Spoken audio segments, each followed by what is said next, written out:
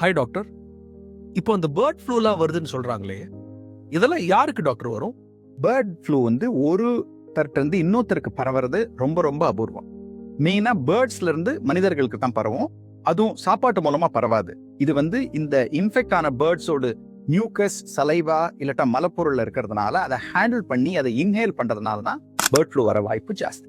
Doctor, bird flu வந்துச்சுன்னா அதோட symptoms என்ன மாதிரி இருக்கும்? பேர்ட் ஃப்ளூவோட சிம்டம்ஸும் சாதாரண ஃப்ளூ சிம்டம்ஸும் கிட்டத்தட்ட ஒரே மாதிரி இருக்கும்.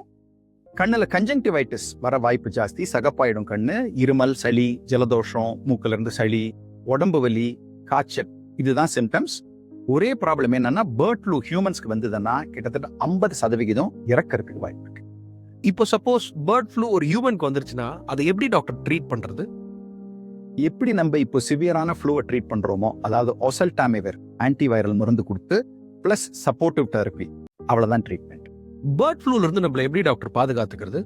இந்த poultry industry, livestock farming, veterinary doctors, பறவைகள் வளர்க்குறவங்க ப்ளீஸ் எக்ஸ்ட்ரா கேர் எடுத்துக்கணும், மாஸ்க் போட்டுக்கணும், அந்த பேர்ட்ஸை ஹேண்டில் பண்றது ரொம்ப கேர்ஃபுல்லா இருக்கணும்.